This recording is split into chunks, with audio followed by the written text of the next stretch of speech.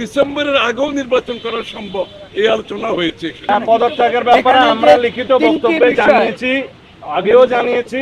নিরাপত্তা উপদেষ্টা এবং আর দুইজন ছাত্র উপদেষ্টা যাদের কারণে এই সরকারের নিরপেক্ষতা ক্ষুণ্ণ হচ্ছে তাদেরকে বাদ দেওয়ার জন্য আমরা আজকেও লিখিত বক্তব্য আমরা দিয়েছি। সেই আশ্বাস ওনারা দেখবেন, আমরা আমাদের বক্তব্য দিয়েছি।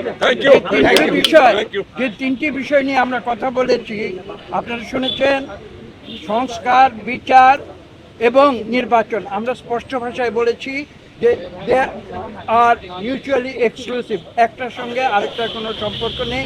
এবং যদি দ্রুত নির্বাচন দেওয়া হয়, আমরা স্পষ্ট ভাষায় বলেছি আজকে বাংলাদেশের যে নৈরাজ্য হচ্ছে, যে আইন শৃঙ্খলা পরিস্থিতির অবনতি হচ্ছে, এক অ্যানাউন্সমেন্টের ফলশ্রুতিতে বাংলাদেশের শান্তি, শৃঙ্খলা এবং গণতন্ত্র ফিরে আসবে।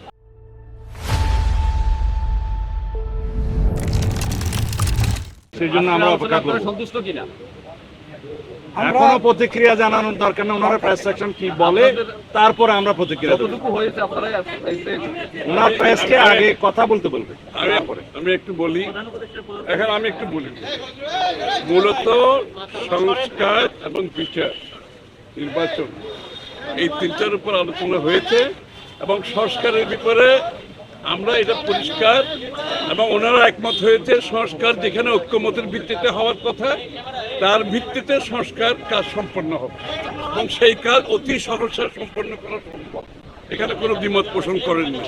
বিচার ব্যবস্থা বিচার বিভাগ করবে এবং বিচারের আওতায় আনার ব্যাপারে যে আলোচনা হয়েছে, এখানে ওনাদের কোনো দ্বিমত নাই। সুতরাং ডিসেম্বরের আগেও নির্বাচন করা সম্ভব এই আলোচনা হয়েছে।